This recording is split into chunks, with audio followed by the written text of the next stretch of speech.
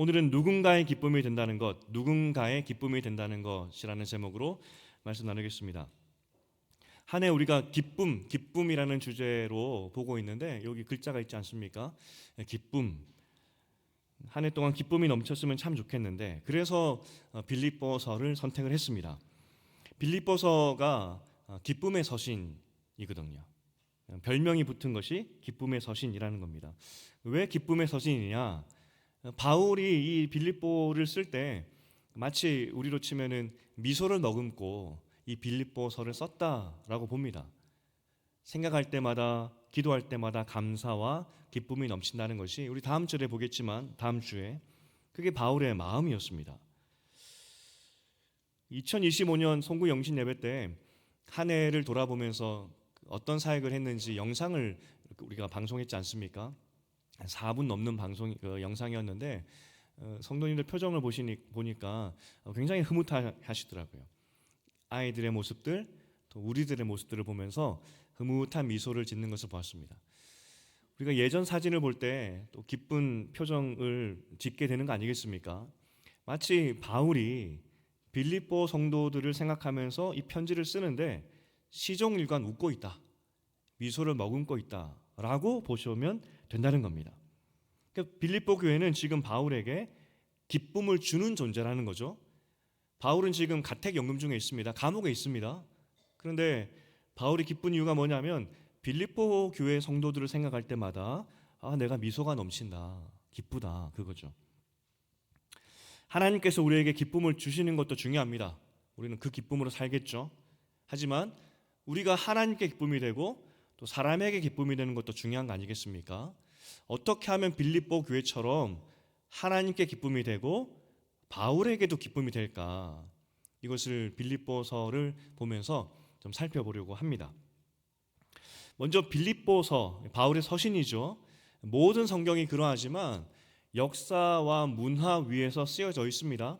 그리고 성경 자체가 글로 쓰여 있지 않습니까? 그래서 한 단어 한 단어를 묵상할 필요가 있고 역사 안에서 해석할 필요가 있는 겁니다. 그래서 서신서를 보면, 특별히 바울 서신서를 보게 될 때 언어 연구가 굉장히 중요합니다. 우리나라로 치면 조선시대 때 선비들이 국가고시를 봤지 않습니까? 그 국가고시가 이제 과거 시험이었습니다. 과거 시험이 어떤 형식으로 진행되는지 아시죠? 논술입니다. 지금으로 치면은. 한번 사진을 보여주시면 지금 남아있는 현존하는 과거 시험 제출한 답안지입니다. 저렇게 많이 썼습니다. 저게 이제 중종 때 있었던 한 227년 전에 쓰여진 답안지입니다. 그러니까 주제가 주어지면 내 생각을 논리적으로 써야 되는데 맹자 가라사대, 역사적으로 이런 일이 있었는데 이런 것들. 나름대로 이제 풋노트를 달면서 저렇게 써야지 그래야 합격할 수 있는 겁니다. 그러니까 우리가 한시 이런 걸 배울 때에도 그 한 단어 한 단어가 어떤 의미인지 역사적 배경에서 그리고 그 단어 의미를 찾아가는 것이 우리나라 공부할 때도 그러지 않습니까? 로마 시대도 마찬가지입니다. 사람은 다 똑같기 때문에. 로마 시대에는 수사학이 중요했습니다. 수사학이라는 것은 글 쓰는 거, 말하기죠. 로마 시대 때에는 지식인이라고 했을 때 말을 잘해야 됩니다. 글도 잘 써야 되고. 그 문화 배경 위에서 지금 바울도 살았기 때문에, 또 바울은 로마 시민권도 가졌고 또 로마의 교육을 잘 받았던 사람이기 때문에 그래서 글을 잘 씁니다. 서신서를 보면은 굉장히 명필입니다. 그래서 이 바울 서신서로 박사학위를 쓸 때에도 단어 하나 가지고 박사 논문을 쓰기도 합니다.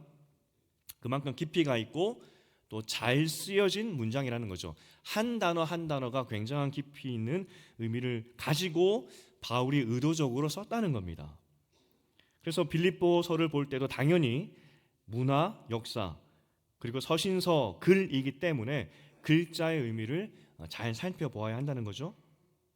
오늘 빌립보 이 책은 기쁨의 편지다라고 했습니다.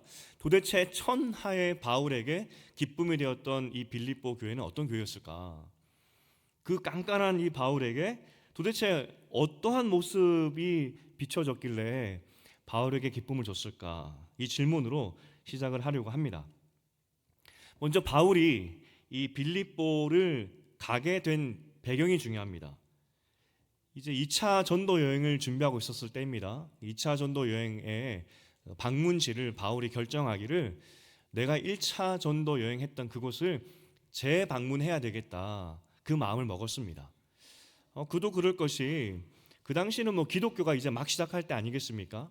전도 여행이라는 것도 이제 1차 한번 했던 겁니다. 그러니까 바울 마음에는 이게 교회가 잘 시작되고 있는지, 불모지에 씨앗을 뿌렸는데 그 씨앗들이 잘 자라고 있는지를 가보고 싶었습니다. 그래서 2차는 1차 지역을 재방문해야 되겠다. 그 마음을 먹었죠. 그런데 사도행전 16장을 보면은 이 사도행전 16장이 빌립보 교회를 방문하게 된 것과 그 빌립보 교회에서 그 성에서 있었던 그 이야기가 나오고 있거든요. 사도행전 16장에 보니까 6절에서 성령이 막았다, 허락하지 않았다 이야기합니다. 아니 나는 지금 1차 때 힘들게 씨 뿌린 그곳을 재방문하고 싶은데 성령이 가지 못하게 막았다는 겁니다. 그리고 드로아 지역에서 환상을 하나 보게 되는데 여러분 성경을 좀 아는 분들은 굉장히 유명한 환상을 거기서 보게 됩니다. 16장 8절 9절을 함께 읽어보겠습니다. 시작. 무시아를 지나 드로아로 내려갔는데 밤에 환상이 바울에게 보이니 마게도냐 사람 하나가 서서 그에게 청하여 이르되 마게도냐로 건너와서 우리를 도우라 하거늘. 마케도니아는 유럽입니다. 그러니까 1차 전도 여행은 아시아 지역을 중심으로 전도했고요. 그런데 갑자기 바다 건너 유럽 사람들이 우리를 도우라 이렇게 이야기하고 있죠. 먼저 지도를 한번 보시겠습니다. 조그만한 지도. 지금 아시아 지역, 드로아 지역은 아시아 지역입니다. 그곳에 있었던 씨 뿌렸던 1차 전도 여행을 지역을 재방문하려고 하는데 그때 환상을 하나 보기를 바다 건너 유럽으로 와달라. 이 환상을 보게 된 거죠. 아시아와 유럽은 완전히 다른 나라입니다. 문화도 그렇고요. 좀 더 큰 지도를 보겠습니다. 저기 로마가 있고요. 로마가 그 당시 제국의 중심 아니겠습니까? 저 반대편에 이스라엘 시골이 저기 있습니다. 그리고 빌립보는 로마와는 떨어져 있지만 어쨌든 그리스 지역이고 유럽 지역입니다. 그런데 이 유럽의 사람들이 도우라는 거죠. 그래서 바울이 배 타고 떠난 겁니다. 떠났더니 제일 먼저 도착한 곳이 빌립보였습니다. 그러면 왜 빌립보로 갔느냐?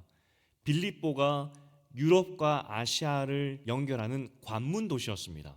그러니까 배를 타면 빌립보로 가는 거예요. 만약 배 타고 유럽으로 가야 되는데 다른 곳으로 갔다면 다른 곳으로 갔겠죠? 하지만 그 당시 배를 타면 유럽 가는 배를 타면 다 빌립보로 가는 겁니다. 그래서 바울이 빌립보로 가게 된 것이죠. 이 빌립보 도시가 어떤 특징이 있었느냐? 로마 군인들, 퇴역한 로마 군인들이 살았던 도시였습니다. 군인 도시죠. 군인으로 살았던 사람들이 많이 정착해서 살았던 그런 도시였습니다. 군인 문화가 많았겠죠. 그러면 이 궁금한 게 로마 군인들은 몇 년을 복무했을까요? 군생활 몇 년 했을까요? 20년입니다. 바울이 죽고 나서 몇 년이 지나고 나서 법이 또 바뀌는데 그 이후로는 25년입니다. 17살 때쯤 이제 자원 입대하게 되는데 자원 입대한 후로 20년 동안 군생활 해야 됩니다. 휴가가 있었을까요? 없습니다. 지휘관이 가끔 재량으로 주기도 하지만 일단 군인 자체는 제국을 보호하는 안전의 의무가 있기 때문에 휴가가 없습니다. 아까 지도를 봤지만 로마, 아마 그 이탈리아 반도에서 살았을 사람들 아니겠습니까? 로마 군인은 일단 정규군은 무조건 시민권자입니다. 이제 나중에 보겠지만 시민권이 아닌 사람도 군인으로 복무할 수는 있습니다. 하지만 로마 군단이라고 했을 때 정규군은 모두가 로마 시민권자들입니다. 그러니까 이탈리아 반도에서 아마 대부분 태어났겠죠? 그러면 이 사람들이 어디서 복무하느냐? 로마 제국이 굉장히 넓었습니다. 멀리는 영국, 프랑스, 스페인, 북아프리카, 그리고 저 중동 지역까지 한 30개 군단이 흩어져 있는데 어디로 갈지 모르는 겁니다. 집 떠나와서 배정받아서 그곳에서 20년을 살아야 됩니다. 결혼도 하지 못하고 휴가도 가지 못하고. 여러분 같으면 군생활 하시겠습니까? 17살에 자원 입대 하시겠습니까? 쉽지 않죠. 그럼에도 불구하고 로마 군단의 총 숫자가 적게는 20만 명, 많게는 30만 명이 넘을 때도 있었습니다. 엄청난 숫자죠. 이 사람들이 군대를 지원하게 된 이유가 뭐냐면 엄청난 혜택 때문입니다. 월급 일단 많았고요. 그리고 전역하고 난 후에는 퇴역 군인들을 위하여서 땅도 주고, 그리고 가장 결정적인 거 모든 세금도 면제해 줍니다. 이런 엄청난 혜택이 있었기 때문에 많은 로마의 시민권 청년들이 군대에 지원하게 되었고, 아까 20만에서 30만 명의 군인이 있다고 항상 했는데 그 정규군이 그렇다고요. 그러면 매해 10,000명 이상은 전역을 하고 있었습니다. 10,000명 이상에게 퇴직금도 주고 월급은 기본이고, 그리고 살 땅도 줬어야 했기 때문에 로마가 얼마나 강력한 나라인지 상상이 되십니까? 매해 10,000명에게 두둑한 퇴직금과 땅도 줘야 되는, 그런데 로마는 그 일을 해냅니다. 그만큼 로마가 강력한 제국을 만들었다는 것이겠죠. 앞서 말했지만 빌립보는 퇴역 군인들이 많이 살았던 퇴역 군인들의 도시였습니다. 그래서 이 로마인들 중심으로 만들어진 도시였고, 거의 대부분이 로마 시민권자들이었기 때문에 이탈리아 반도와는 많이 떨어져 있고 그리스 도시 중에 하나였지만 별명이 붙었습니다. 이탈리아의 벗 작은 로마. 그러니까 빌립보는 그리스에 위치한 도시이고 본토와는 떨어져 있었지만 그냥 도시 자체가 로마입니다. 로마. 그리고 이 도시 자체가 군대 문화에 익숙한 그런 도시였기 때문에, 그래서 이 용어가, 군대 용어가 굉장히 많이 나옵니다. 빌립보서에 보면은. 빌립보 이 도시를 좀 더 살펴보면 퇴역한 군인들에게 정착 도시로 땅을 나눠주었다 그랬죠. 그러면 로마가 좋은 땅 줬을까요? 나쁜 땅 줬을까요? 좋은 땅 줘야죠. 나라와 민족을 위해서 20년간 충성 봉사한, 목숨 걸고 그렇게 헌신한 사람들에게 나쁜 땅을 줄 수 있겠습니까? 좋은 땅 줬습니다. 근데 이 빌립보라는 도시가 언제 출발했냐면 BC 358년에 처음 시작하게 됩니다. 누가 이 도시를 세웠냐면 알렉산더 대왕, 로마 시대 이전에 세상을 제패했던 알렉산더 대왕의 아버지 빌립이 이 땅에 와보고 나서 역시 대왕의 아버지는 안목이 달랐던 것 같습니다. 와보니까 여기에다 도시 세우면은 기가 막히겠는데, 왜냐하면 육상과 해상을 연결하는 교통 중심지고, 앞서 말했지만 유럽과 아시아를 연결할 수 있고, 또 물이 중요하지 않습니까? 물도 잘 나오고 토지도 비옥하고, 주변에 보니까 금광도 있는 겁니다. 그래서 그때 도시가 생기게 됐는데, 알렉산더 대왕의 아버지 이름이 빌립이라 그랬죠. 자기 이름을 딴 겁니다. 참 신기한 게, 저 같으면 저 이름으로 이름을 지어서 도시를 못 세울 것 같아요. 상순? 이상한데. 역시 어쨌든 대왕의 아버지는 자기 이름을 탁 붙이죠. 빌립보 이렇게 이름을 지었다는 겁니다. 좋은 땅이기 때문에 로마가 이후에 정복하고 나서 이 좋은 땅에 우리 나라와 민족을 위해서 충성 봉사한 퇴역 군인들을 여기에 정착해야 되겠다, 하게 해야 되겠다. 그래서 빌립보로 다 보내게 된 겁니다. 그래서 결국은 이 빌립보 별명이 작은 로마, 자부심이 있었겠죠. 군대 문화, 로마 문화가 너무나 익숙한 도시였기 때문에, 그래서 빌립보서를 보면은 군대 용어가 많이 나온다 했습니다. 제가 이제 신학교를 입학하고 나서 기숙사에 들어갔는데 군대를 다녀온 형들, 예비역 형들이 이 말끝마다 이 빡세다 빡세다 그러는 겁니다. 저는 그 용어를 한 번도 들어본 적이 없었거든요. 기숙사 갔는데 형들이 빡세다 빡세다 그러길래 뉘앙스로는 알겠는데 뭐 저런 말을 하나 좀 이상하지 않습니까? 단어가 굉장히 낯설고 그랬는데 이후에 군대를 가보니까 군대 용어, 모든 군인들이 다 하는 그런 용어더라고요. 빌립보가 그랬습니다. 태생적으로 군인 도시였기 때문에 군대 용어가 많다. 이쯤 되니까 여자 성도님들이 걱정하실 것 같습니다. 이 로마 빌립보를 보면서 이 군대 이야기가 많이 나올 것 같은데 로마 군인들이 군대에서 축구한 이야기는 없습니다. 걱정하지 마시고요. 어쨌든 배경의 결론으로 이 빌립보 성에 살고 있는 사람들은 자부심, 민족적 우월감 이것으로 가득 찬 사람들이었습니다. 그리고 내가 20년 동안 나라와 민족을 위해서 헌신 충성 봉사했다는 나라 사랑하는 마음도 컸겠죠. 민족을 사랑하는 마음, 우리 로마, 엄청난 그런 사람들이, 나라를 향한 마음을 가진 사람들이 살았다는 겁니다. 그래서 그런 퇴역 군인들이 정착한 로마에 충성된 사람들이 자유민으로 빌립보 성을 만들어 살고 있었다는 거죠. 그런 배경에서 이 빌립보 성에 교회가 세워지는 겁니다. 그런데 이들을 생각할 때마다 바울은 미소가 지어지더라. 너무나 기쁨이더라. 아니 도대체 어떻게 살았길래 이 바울에게 기쁨이 됐을까? 오늘 첫 번째로 기쁨이 되는 방법을 보려고 합니다. 1절에서 중요한 힌트가 나왔습니다. 그리스도 예수의 종 바울과 디모데라는 문장입니다. 특별히 예수의 종이라는 단어입니다. 이 편지를 시작할 때 이것은 성경뿐만 아니라 그 당시 로마 시대 때 모든 편지가 다 똑같습니다. 형식이 다 똑같습니다. 편지를 쓰는 사람이 누구인지를 밝히면서 그리고 인사하는 것이 모든 로마 시대 편지가 다 똑같습니다. 바울도 그 형태로 시작을 하죠. 그런데 자신을 예수의 종이라고 하면서 시작하는 서신서는 로마서와 디도서와 오늘 빌립보서밖에 없습니다. 하지만 로마서와 디도서와 또 빌립보서는 다릅니다. 로마서 디도서는 나는 예수의 종이다라고 하면서 바로 이어서 사도라는 호칭도 따라옵니다. 나는 예수의 종이면서 사도다 이야기하죠. 오직 유일하게 이 빌립보서만 나는 예수의 종이다라고 바울이 자신을 소개하고 있는 겁니다.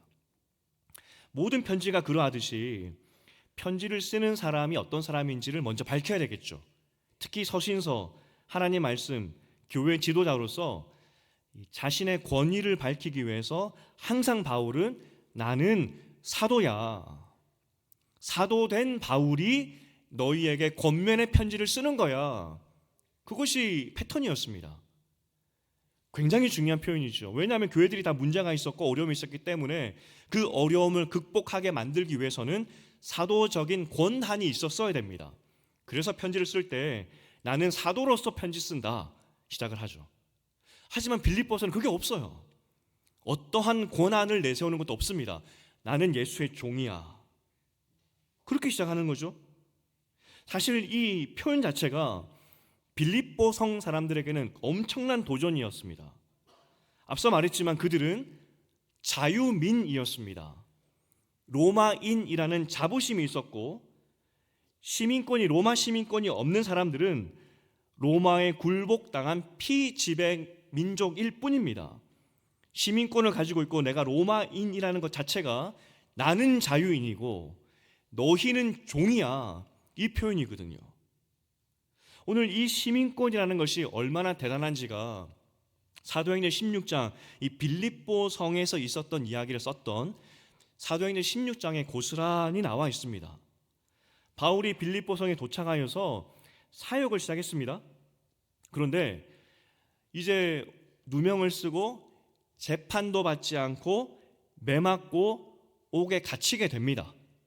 빌립보 성에서 매맞고 옥에 갇혔다가 나중에 바울이 이야기하죠. 나 사실은 로마 시민권자야 라고 했더니 그 관리, 그러니까 빌립보 성을 다스리는 지방 행정관이었겠죠?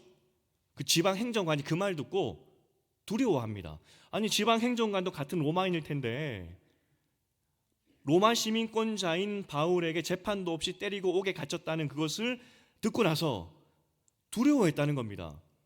같은 로마 시민권이지만 그만큼 로마 시민권 자체가 강력한 힘이었고 함부로 대할 수 없다는 것이죠. 우리 사도행전 16장 38절과 39절 함께 읽어보겠습니다. 시작. 이 말을 상관들에게 보고하니 그들이 로마 사람이라 하는 말을 듣고 두려워하여 와서 권하여 데리고 나가 그 성에서 떠나기를 청하니. 아니, 이쯤 되면 지방 행정관도 굉장히 높은 사람 아니겠습니까? 불러다가 미안하다고, 오해가 있었던 것 같다고, 그 정도가 아니라 지방 행정관이라 할지라도, 같은 로마인이라 할지라도 함부로 할 수가 없는 겁니다. 그 로마 시민권이 엄청난 거죠. 자유, 나는 자유하지만 시민권이 없는 모든 사람들은 종입니다. 이게 시민권이 주는 이 힘을 뭐라고 비유할까? 이 막강한 힘을 놀이동산 가면은 놀이동산에 줄을 길게 씁니다. 인기가 많은 것은 2-3시간 줄을 씁니다. 그런데 특별한 티켓을 하나 사면 모든 줄을 다 뚫고 맨 앞자리에 가서 내가 원하는 곳에 앉을 수가 있는 특권이 있습니다. 돈을 많이 주면. 자본주의의 끝판왕이죠. 돈을 많이 주면 그냥 맨 앞자리 가서 앉을 수 있습니다. 순서와 상관없이. 로마 시민권이 그런 겁니다. 모든 권한과 모든 권리가 있는 참 자유를 누릴 수 있는 로마의 힘이죠. 이런 막강한 권력을 가지고 있었던 로마 시민권, 로마 사람들이 그러면 그들의 인생이 참 좋았겠다 싶죠. 이거는 모든 힘을 가지고 있는 이 로마 시민권, 이 엄청난 거를 가졌던 이 사람들은 얼마나 행복할까 하는 생각이 들 겁니다. 그런데 이런 막강한 권력을 가지고 있었던 로마인들, 그런데 그 사람들의 삶을 살펴보면은 뿌리 깊이 역사적으로 전통적으로 모든 로마인, 한두 사람이 아니라 모든 로마인이 가지고 있었던 뿌리 깊은 정신이 하나 있었습니다. 종교관이고 인생관인데 숙명론입니다. 숙명론, 운명론이라 할 수도 있겠죠. 신이 내 운명을 결정했다는 겁니다. 희한하죠. 실제 시민권을 가지고 로마인으로서 자유함을 누리는 그런 권력, 막강한 사회적인 권력을 가지고 있었음에도 불구하고 로마 사람들은 희한하게도 뿌리 깊게 운명론, 숙명론에 갇혀 살았었습니다. 신이 내 운명을 결정한다. 나는 자유하지만 동시에 내 인생은 신들에 의해서 결정된다. 참 희한한 생각이죠. 그래서 로마 시대에 보면 로마인들이 많은 신을 믿은 겁니다. 여러분, 신이 내 인생을 결정한다 했을 때 어떻게 여러분 사시겠습니까? 이렇게 될 수도 있겠죠. 어차피 신이 인생을 운명적으로 숙명적으로 다 정했다고 하니까 우리나라로 치면 팔자, 어차피 팔자는 정해진 것이니까 자포자기하고 살 수도 있겠지만 로마인은 좀 달랐습니다. 만약 신이 결정했다면 내가 신을 잘 모셔서 그 신으로 하여금 내 운명을 바꾸어 주도록 만들겠다. 그래서 수많은 신을 섬긴 겁니다. 혹시 이 신이 내 인생을 바꿔줄까 싶어서. 그래서 로마의 신관, 인생관을 한 문장으로 요약하면 내가 주니 신이 준다. 이렇게 표현할 수 있습니다. 로마인들이 이렇게 살았습니다. 내가 신을 잘 섬기면 정해진 운명도 바꿀 것이다. 바꿀 수 있다. 그래서 문제가 됐던 것이 같은 사도행전 16장의 이야기입니다. 지금 바울이 빌립보 성을 갔는데 한 희한한 사람을 만나게 됩니다. 종인데 귀신 들린 겁니다. 주인이 이 귀신 들린 여종을 통하여서 점괘를 봐주고 돈을 벌고 있었던 겁니다. 그런데 이 귀신 들린 이 여종이 바울 일행을 따라다니면서 계속 사역을 방해하는 겁니다. 어떻게 방해했냐면 16장 17절입니다. 16장 17절 시작. 그가 바울과 우리를 따라와 소리질러 이르되 이 사람들은 지극히 높은 하나님의 종으로서 구원의 길을 너희에게 전하는 자라 하며. 지금 바울을 따라다니면서 하나님의 종이 하나님 나라를 전한다라고 하면서 계속 이야기하는데 사역이 방해될 정도였고 참다 못한 바울이 바로 그 다음 절 18절에서 이렇게 행동을 합니다. 18절을 읽어보겠습니다. 시작. 이같이 여러 날을 하는지라 바울이 심히 괴로워하여 돌이켜 그 귀신에게 이르되 예수 그리스도의 이름으로 내가 내게 명하노니 그에게서 나오라 하니 귀신이 즉시 나오니라. 이것이 빌립보 도시에서 있었던 일입니다. 바울이 너무 괴로워서 아이 귀신 나와라, 그 귀신을 쫓아내버린 겁니다.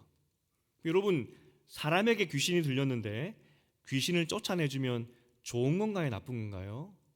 좋은 거 아니겠습니까? 하지만 문제는 이 주인들은 더 이상 돈벌이를 못하게 되는 겁니다. 그래서 빌립보 성의 그 행정관에게 고발을 하게 됩니다. 근데 고발 내용이 이상한 게 이 영업 방해 아니겠습니까? 돈 버는 걸 영업 방해했으니까 영업을 방해했습니다, 이렇게 고발을 해야 되는데 뭐라고 고발했냐면 21절입니다. 21절 함께 읽어보겠습니다. 시작. 로마 사람인 우리가 받지도 못하고 행하지도 못할 풍속을 전한다 하거늘. 우리가 로마 사람들 우리가 받지도 못하고 행하지도 못할 풍속을 저 바울이 전하고 있다 고발을 합니다. 그럼 무슨 풍속일까요? 로마 사람들이 받지 못할 새로운 문화라는 건데 뭘 말할까요? 귀신을 쫓아낸 겁니다. 로마 사람들 입장에서는 귀신도 신입니다. 물론 돈벌이로 사용하고 있지만 모든 신은 다 신인 겁니다. 신을 잘 섬겨야 그 신이 내 운명을 바꿔주는데 감히 바울이 나와서 그 신을 쫓아낸 겁니다. 만약 그 귀신이 노하여서 나에게 불행을 가져다 주거나 나의 정해진 나쁜 운명을 그 신이 그대로 적용해 버린다면 누구 책임입니까? 바울 책임이죠. 로마 사람들은 귀신도 신입니다. 그런데 귀신을 쫓아냈으니 야, 이거 바울 내 인생 망쳤다고, 나아가서는 이 신들이 노하여서 도시도 불행을 줄 수도 있는 것이고 자연재해 같은 제국도 어려움을 줄 수 있는 것이다 라고 생각하는 것이 로마 사람들이라는 것이죠. 희한하게도 초대교회가 핍박받았던 이유 중에 하나가 무신론자라는 그 이유 때문에 핍박을 받습니다. 기독교가 무신론자인가요? 하나님 믿지 않습니까? 신을 믿는데도 무신론자라고 핍박받았습니다. 왜 무신론자였냐면 로마 사람들 입장에서 오직 예수만 신이라고 이야기하니까. 다른 신도 다 신인데 예수만 오직 신이라고 하니까 받아들일 수가 없는 겁니다. 앞서 말했지만 만약 그 말에 다른 신들이 노하여서 나와 우리 도시와 우리 나라에 그 신이 운명론적으로 예정되었던 불행을 가져다 준다면 누구 책임입니까? 기독교인. 그래서 도시마다 불행한 일이 있을 때마다 로마 사람들이 기독교인 잡아다가 죽인 겁니다. 너희 때문에, 너희 다른 신을 인정하지 않는 너희 때문에 우리 신이 분노하여서 그래서 불행이 찾아왔다. 이것이 로마 사람들의 신관이었다는 것이죠. 아마 이 상황을 뿌리 깊게 박혀있는 운명론, 신관을 바울이 너무나 잘 알고 있었기 때문에 그래서 귀신 들린 여자가 와서 계속 사역을 방해해도 참다가, 왜냐하면 그 귀신을 쫓아내는 순간 이 로마 사람들이 이렇게 반응할 것이 뻔하니까. 하지만 도저히 참을 수 없었던 바울이 그 귀신을 쫓아냈고, 역시나 로마 사람들의 반응은 왜 신을 쫓아내느냐, 로마 사람들인 우리가 받지 못할 문화고 풍속이다 고발하게 되는 것이죠. 이러한 점에서 여러분, 유럽, 아시아가 아니라 로마 사람들이 살던 뿌리 깊게 이 운명론적인 삶을 살았던 로마인들에게, 특별히 모든 권력을 다 누리고 있었던 로마 시민권자들에게 복음을 전하는 것이 얼마나 힘든지 아시겠습니까? 얼마나 힘들었는지. 모든 것을 다 가진 로마 시민권자들, 그리고 모든 신을 믿고 있는 로마 문화에 젖었던 로마인들에게 오직 예수를 전하는 것은 정말 어려운 일이었습니다. 그런데 놀랍게도 빌립보 성도들, 그것도 20년 동안 나라와 국가에 충성 봉사한 누구보다도 로마 문화에 깊이 뿌리 박아 있고 누구보다도 제국을 사랑했던 로마 군인들에게, 그 출신들에게 예수가 전해지고, 근데 그들이 예수를 선택하게 되고 그 모습에 바울이 너무나 기뻤다는 겁니다.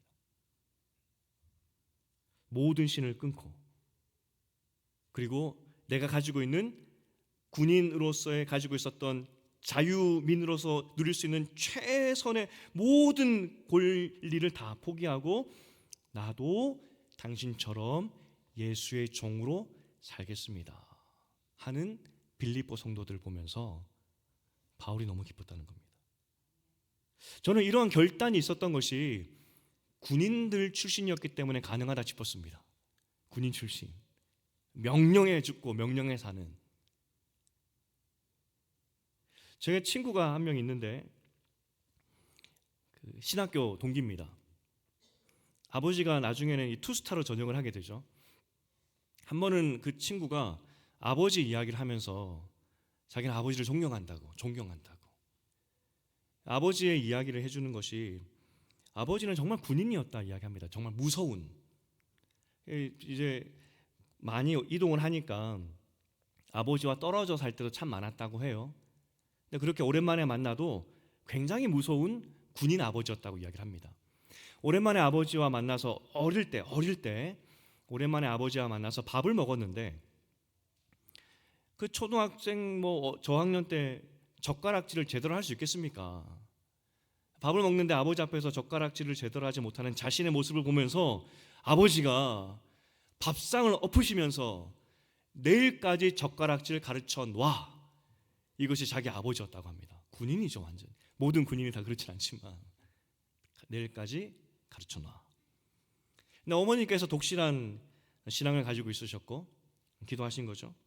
그러다가 아버지께서 예수 믿게 되시고, 그런데 예수 믿고 난 후에 완전히 삶이 변하게 되는데 매일 아침 말씀으로 시작하고, 특히 진급 때, 지금은 그런 거 없겠지만 예전에는 저도 학사단교를 근무하면서 많이 봤지만 진급 때 정말 어렵습니다. 친구도 이야기합니다. 진급 때 양주병 들고 다니는 것이 일이다. 그런데 자기 아버지는 단 한 번도 양주병을 가지고 다니는 것을 본 적이 없다고, 단 한 번도 진급을 부탁하거나 단 한 번도 진급을 위해서 누군가에게 조아리는 것을 본 적이 없다고. 그리고 그 아버지의 마지막 소원이 뭐냐면, 전역을 하게 되면, 사실 장성으로 전역을 하게 되면 퇴직금도 많고 연금도 많습니다. 그런데 그 모든 것을 다 장애인 시설을 위해서 시설을 짓고, 그리고 마지막 여생을 섬기는 삶을 살고 싶다. 이것이 아버지의 꿈이다. 자기는 아버지의 그 변화된 모습을 보면서 존경한다, 그렇게 이야기하더라고요. 어쩌면 이 빌립보 성 사람들이 그러한 삶을 살았던 것 같습니다. 평생을 나라와 민족을 위해서 그 우월성을 가지고 살았던 사람들이지만 예수를 믿고 나서 나는 종입니다. 나는 종입니다. 정말 놀라운 것은 모든 다른 서신서는 신학적인 문제가 있었습니다. 바울이 호통도 치고, 하지만 빌립보에도 물론 문제는 있었지만 어떠한 신학적인 문제도 없었습니다. 정말 이들은 말씀대로 살았고, 정말 군인처럼 이것이 주의 말씀이야 라고 했을 때 이들은 한치의 흐트림 없이 그 말씀을 그대로 받아들였던 예수의 종으로 살았던 사람들입니다. 그러하기 때문에 바울이 이 사람들을 위해서 편지를 쓸 때 굳이 나는 사도야 이 말을 할 필요가 없었죠. 왜냐하면 종이 무엇인지를 아는 사람들이었기 때문에. 그래서 바울은 나는 종이야 라고 쓰고 있다는 겁니다. 우리는 그리스도의 종입니다. 세상의 문화는 하나님의 종으로 사는 것에 많은 부족함이 있다 이야기하죠. 그래서 땅 사라 집 사라 이야기를 하는 겁니다. 많이 가져야 된다 이야기를 하는 겁니다. 로마 시민권처럼 절대 권력을 가져야 된다라고 이야기를 하고 있습니다. 하지만 오늘 빌립보 성도들은 그게 아니구나. 내가 비옥한 빌립보 땅을 가지고 있어도, 자유민이라는 시민권을 가지고 있어도 아무것도 아니구나. 오늘 이 말씀에 우리는 도전을 받아야 된다는 것이죠. 오늘 종된 삶을 살았던 빌립보 성도들이 결국은 하나님께 기쁨이 되었고 바울에게도 기쁨이 된 겁니다. 여러분은 주님의 종으로 살고 계십니까? 제가 몇 번 말씀드렸지만 사도신경을 암송하는 여러분 어떤 마음인지 잘 모르겠습니다. 그냥 암송하듯이 외우시는지 잘 모르겠지만 가끔 여러분들의 암송하는 그 모습을 보면 장관입니다. 장관. 왜냐하면 언젠가는 사도신경도 한번 말씀 나누겠지만 사도신경의 원어는 나는 믿습니다 이렇게 시작을 합니다. 우리 한국말이기 때문에 맨 밑에 믿습니다라고 시작을 하지만 선언입니다. 선언. 나는 믿습니다. 비록 일주일 동안 하나님의 종된 삶을 살진 못했고 또 넘어지고 왔지만 그럼함에도 불구하고 나는 믿습니다. 하나님이 창조주임을 믿습니다. 예수가 주님이심을 믿습니다. 성령의 함께 하심을 나는 믿습니다. 이것이 우리의 고백이고 또한 우리가 이 고백을 마음 가운데 빌립보 성도들처럼 종된 마음으로 하기 시작할 때 비로소 하나님께 기쁨이 되고 또 사람들에게도 기쁨의 삶을 살게 된다는 겁니다. 그래서 오늘 바울이 나는 종입니다 하는 그 고백이 여러분의 고백이 되기를 주님의 이름으로 축복드립니다. 이제 말씀을 맺겠습니다. 하나님과 또한 바울에게 기쁨이 되었던 이 교회는 2절에 보니까 정말 사람들에게도 기쁨이 되었다는 것을 알 수 있습니다. 2절에 보면 교회 직제라는 것이 처음으로 등장을 합니다. 감독, 집사 같은 단어들이. 아마도 이 빌립보 교회에는 드디어 직제가 생겼던 것 같습니다. 하지만 이 직제가 혼란이 아니라 주 안에서 각자의 사역을 잘 감당하는 직제로 잘 정착했던 것 같습니다. 하나님을 종으로 섬겼던 이 빌립보 성도들은 서로를 향하여서도 종처럼 섬겼고 비록 모양은 다르고 직분은 다르지만 마음을 다해서 한 몸을 이루어서 하나님 나라를 만들었구나, 서로에게도 기쁨이 되었구나 하는 것을 우리는 2절에서도 볼 수 있는 것이죠. 우리가 한 해 기쁨을 묵상하고 있습니다. 하나님께서 우리에게 기쁨을 주실 겁니다. 하지만 우리가 주님의 기쁨이 되어야 되겠죠. 우리는 주님의 종입니다. 억울하게 생각하지 마십시오. 주님의 종이야말로 가장 복된 삶 아니겠습니까? 천하의 로마 사람들도 그 복을 얻기 위해서 온갖 신을 다 섬기고 만신전 같은 것까지 지어서 귀신도 신이라고 생각했던 사람들이 그들인데, 근데 그 신들이 우리를 지켜줄 수 있나요?